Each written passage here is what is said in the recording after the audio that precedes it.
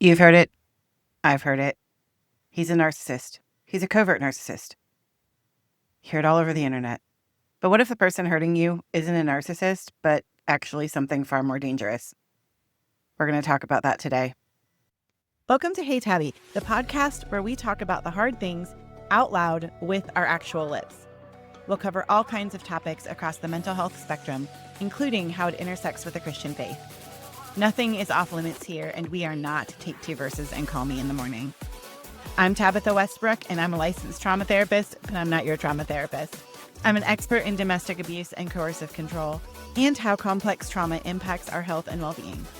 Our focus here is knowledge and healing. Trauma doesn't have to eat your lunch forever.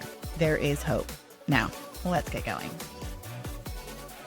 So today we are going to break down why calling your partner a narcissist, saying it's narcissistic abuse, or calling them a covert narc is not the best way to describe it and really truly is missing the point.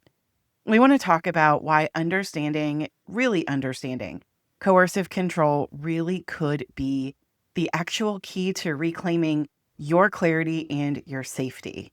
Like I said when we started, the internet is full of talk about narcissistic abuse. All you have to do is a simple Google search, and there are entire YouTube channels, podcasts, all kinds of things dedicated to this one term.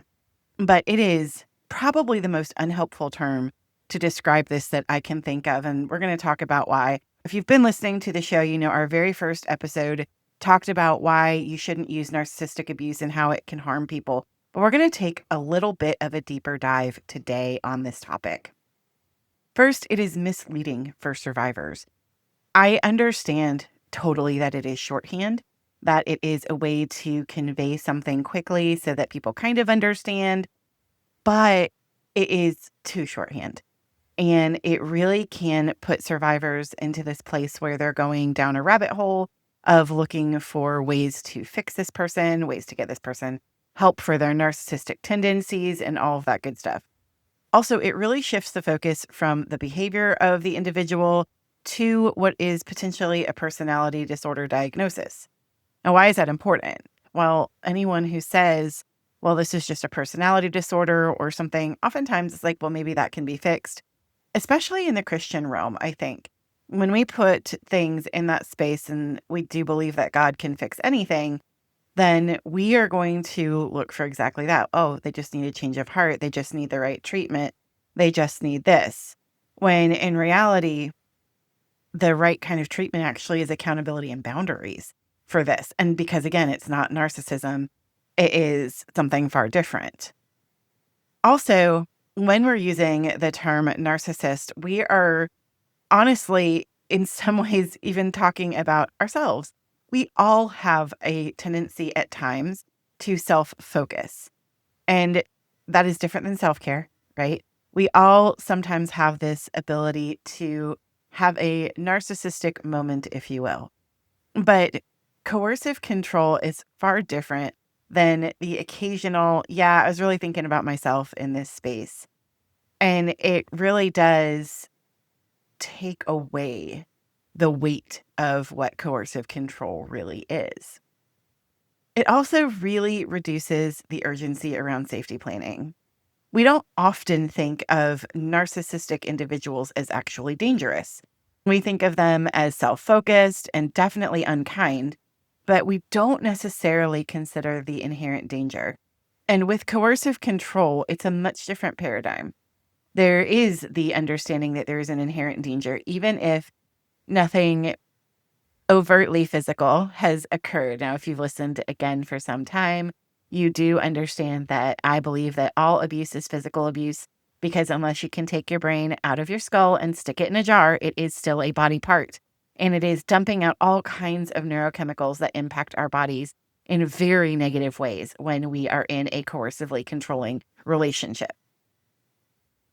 So I've said coercive control a few times, and now I'm going to give you a much deeper definition of it.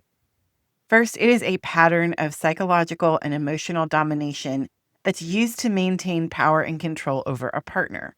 So think about it this way. It's not just a one-off, right? So if we have a narcissistic, let's say, moment or a self-focused moment, or we hurt somebody's feelings, We feel bad, we apologize, we truly repent, which means we turn and go in the other direction, and we don't repeat the behavior. We don't harm somebody again. It's not this ongoing thing that we see very often in coercive control.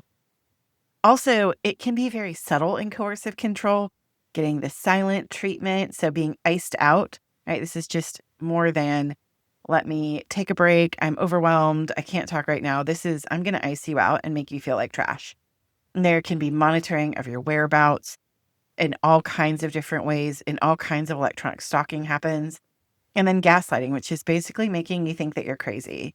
And gaslighting is not disagreement. Now, I probably need at this point to do an entire podcast on that because gaslighting has become such a ubiquitous term that it's used anytime someone disagrees. And that is not what gaslighting is. Gaslighting is a systematic deconstruction of your personhood by making you believe that you're crazy. This isn't saying I disagree with you. It's saying you are completely wrong. The sky is not actually blue. It's a shade of hot pink. And here is all the evidence of it. And it really is making you think that you're crazy. And they're very persuasive in this process. And so we really want to understand that gaslighting isn't just, well, I don't agree that this is this way or that way or whatever. It's really more of, I don't agree with you. And also, you're completely insane, right? So it's really something so much deeper than just a disagreement. Coercive control is always soul crushing. And it starts off, if you've heard me talk about the funnel of captivity that Dr. Deborah Wingfield has illustrated in her book, Eyes Wide Open, that the funnel starts very wide at the beginning of the relationship very often, and then it narrows and narrows and narrows until you are a captive of this individual. And so areas of freedom that you might have had in one space suddenly become eroded over time with what seem to be plausible excuses. Well, I've worked all day. I really just want you here with me. I know you have your book club tonight. And that keeps happening until suddenly you feel so guilty for going to book club and not being the spouse that you think you should be, that you just stay home. The next thing you know, when you say, hey, I'd like to start a book club. Well, no, you can't do that. I'm not going to give you the keys to the car. I'm not going to put gas in the car. We have had clients where the perpetrator of abuse will take all of the vehicle keys and then also do something to disable the vehicle from running, like take out the battery or something like that so that they can't go anywhere. And that is a pretty high level of wickedness and coercive control. And again, that's not just being self-focused. That's like really being ugly to someone. One of the things I say often is that coercive control is battery of the soul. So it is a pummeling of your personhood. And again, that's so much bigger than, oh, he or she is a narcissist. Also, narcissistic personality disorder is a clinical diagnosis. Most people are not qualified to assess this. And if you're saying, I hear you, Tabitha, but I am just saying this person has a narcissistic tendency. Okay.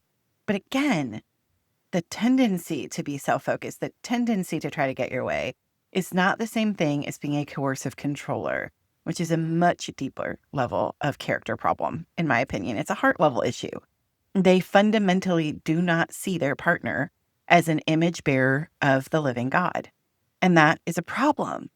It's more than just having narcissistic behavior.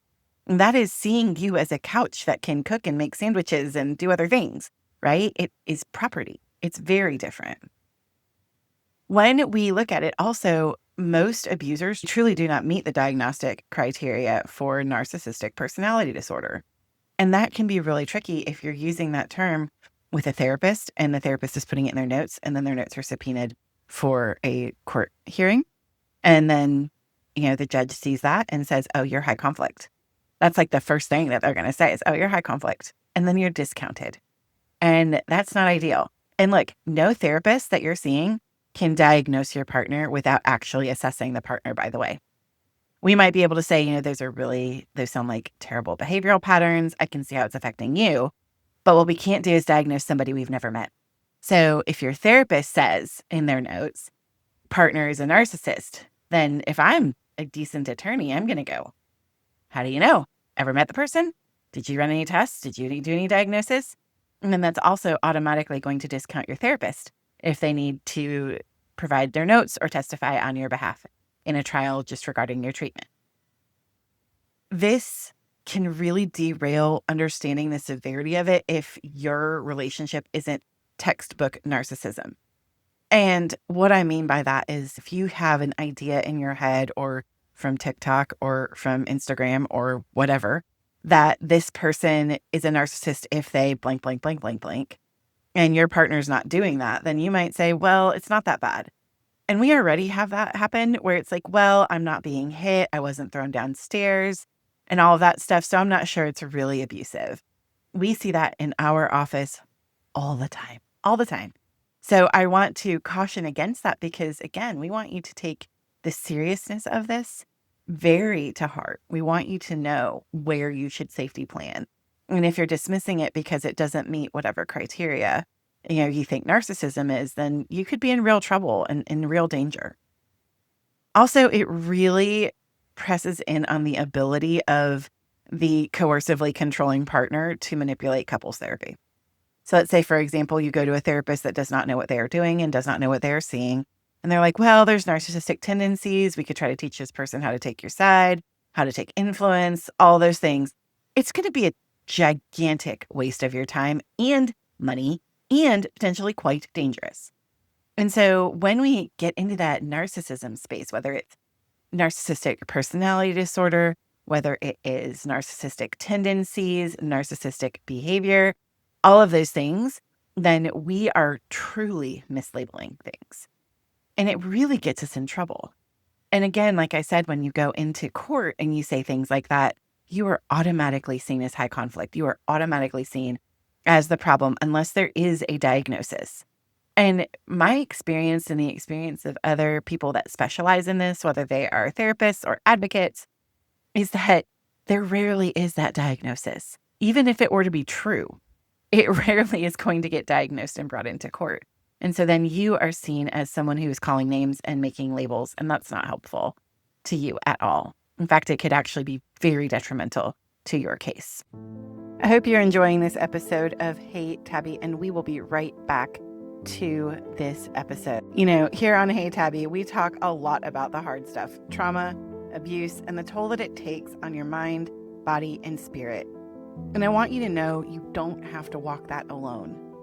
At The Journey in the Process, our team of highly trained trauma therapists help people heal from the deep wounds of complex trauma, all kinds of abuse, coercive control, sexual harm, and problematic sexual behaviors.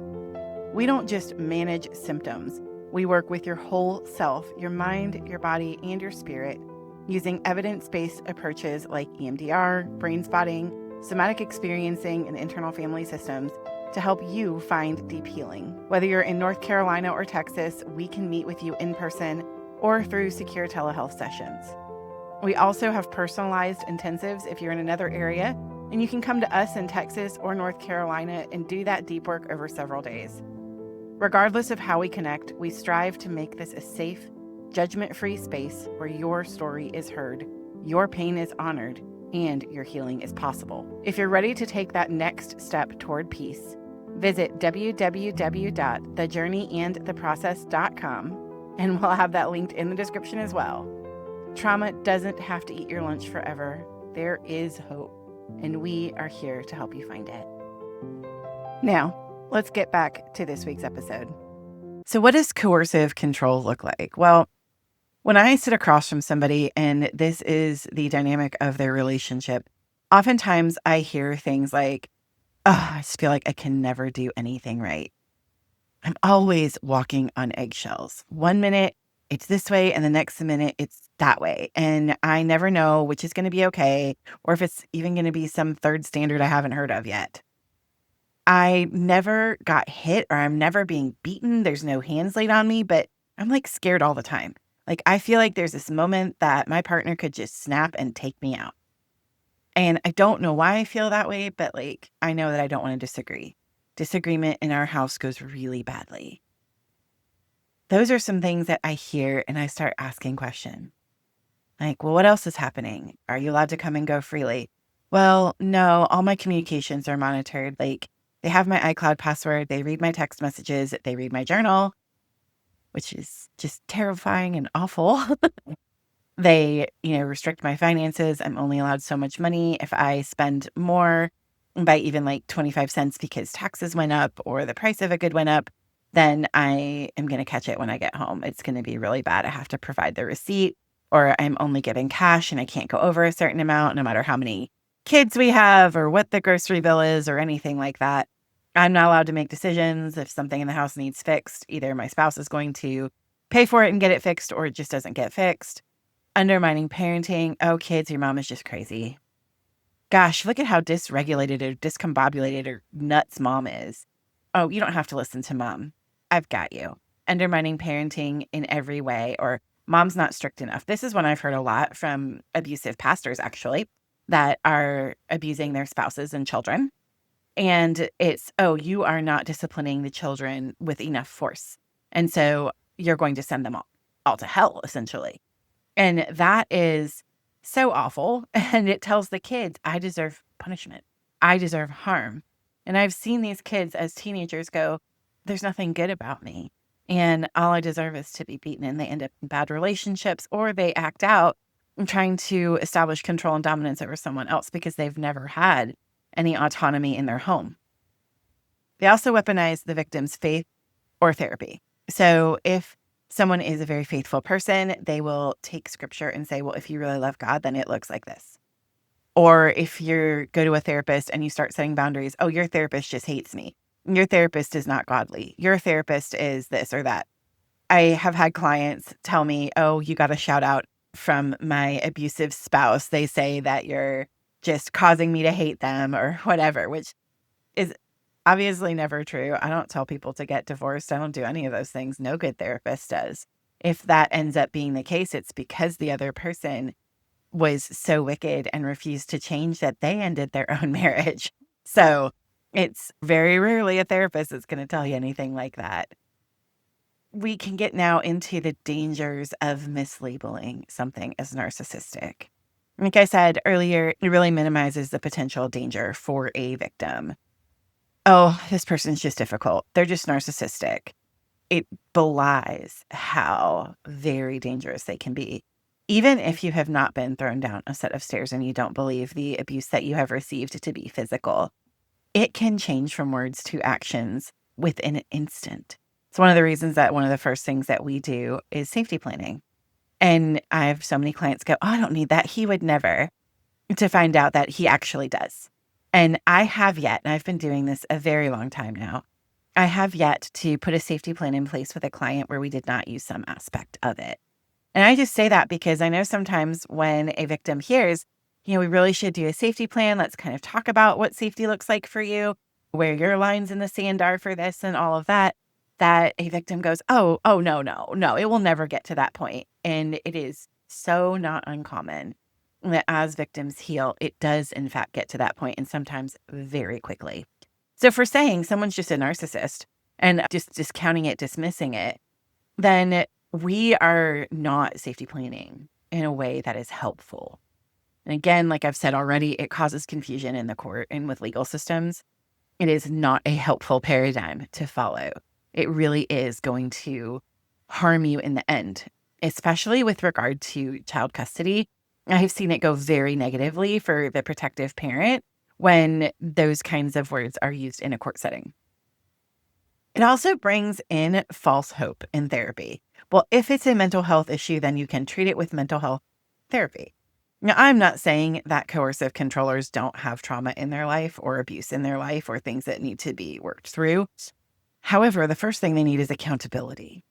And if you're treating it in the wrong way and not understanding the appropriate way to deal with someone who is destructive, then you are going to fail at therapy every single time. And again, like I said, marriage therapy is going to be a failure at best and outright dangerous to the victim at worst. We want to call it what it is, coercive control, because again, it reframes things to let's start with safety and accountability for the perpetrator. So safety for the victim, accountability for the perpetrator. And then let's go from there and see whether this individual is interested in change, interested in health. And while we're doing that, we're keeping the victim and any minor children safe, right? And when we have the right words, we often have the right treatment plan or the right path forward. And that is what we are looking for. It's why it is so important. So you might be sitting there now and going, oh no, I think my relationship might be coercively controlling. Here are just some really simple things that you can ask yourself to see where your relationship is. Can I say no without punishment?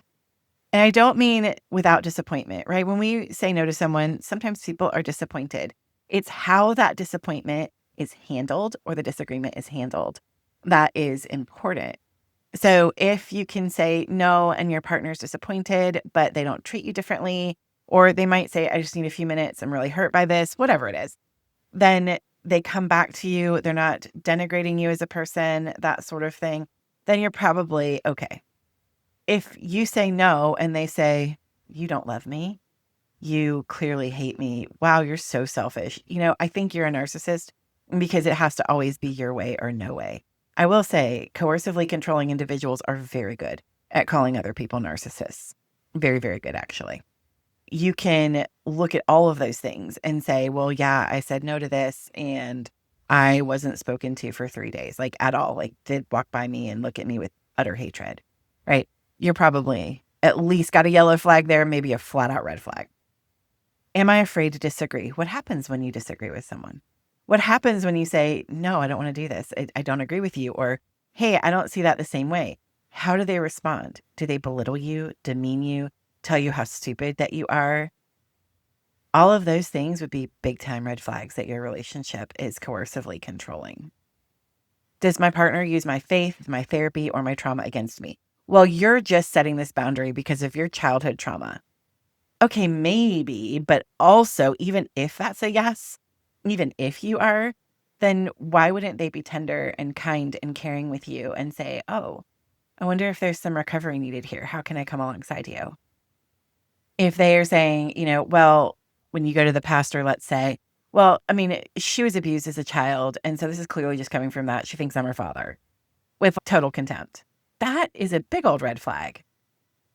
So what do we do if we're like, oh no, this is in fact me? Well, first you want to find a therapist or advocate or somebody that knows what they're doing. One big resource is Call to Peace Ministries. They provide advocates free of charge to people. You can be anywhere in the country or in the world. You can find them at calledtopeace.org and ask for an advocate there. There's also safety planning tools online. So you can go to domesticshelters.org and there are all kinds of safety planning templates there as well. So if you're like, I probably need to start with that for me, you can do that. I will say anytime you go to a website, because electronic stalking is so common, that you might want to do it from somewhere that you know is safe. And also find trauma counselors that are specialized in domestic abuse and coercive control. You do not want to go to couples counseling. This is not a situation where if he just went to therapy or she just went to therapy, all things would be fine. It's not the way that it works. What I want you to do is go, does this person understand trauma and do they understand coercive control? And if they do not, then that would not be the right fit for you, particularly coercive control. I have seen so many therapists make missteps because they do not understand the dynamics of coercive control. So I really want to encourage you to ask some of those questions. And we have a question list that you can ask about how to find a good therapist that knows this, and I will link that in the description. I know that it is so much easier sometimes to just use the term narcissist. It's shorter, it's easier. Narcissistic flows off the tongue quite lovely. However, coercive controller is much more accurate and actually much safer for you. And this is a really important fact. And we're also seeing the legal system catch up with the understanding of coercive control. In fact, there are a number of states now that include coercive control language in their laws. So when you're using the same language that matches the legal system, that is going to help you so much more in court. Now, we know the courts have a long way to go in understanding these dynamics and all of that stuff. But we also know that we're further than we were when we first started. So we're not at the top of the mountain, but we're definitely no longer at the bottom. But victims and survivors and people helpers using the right language is vital to continuing to combat this wickedness and this problem. You do not need a diagnosis or a mental health term to justify the pain of abuse and coercive control. You absolutely deserve to be safe, respected, and free. And God is not a God of oppression. God is not telling you to suffer under wickedness to look like Jesus. That would be a complete misapplication of scripture. If you're thinking, oh gosh, this really is me, take some breaths, take some next steps. Everything, like I said, will be in the description below. And hopefully this can help you get better clarity for yourself, for a friend, for someone that you care about. Maybe even give this episode to your pastors and elders if it would be helpful for them to understand these dynamics differently. I'm super glad that you joined me this week for Hey Tabi. Thank you so much, and I will see you again next time. Thanks for joining me for today's episode of Hey Tabi. If you're looking for a resource that I mentioned in the show and you want to check out the show notes, head on over to tabithawestbrook.com/Hey Tabi. That's HEYTABI, and you can grab it there. I look forward to seeing you next time.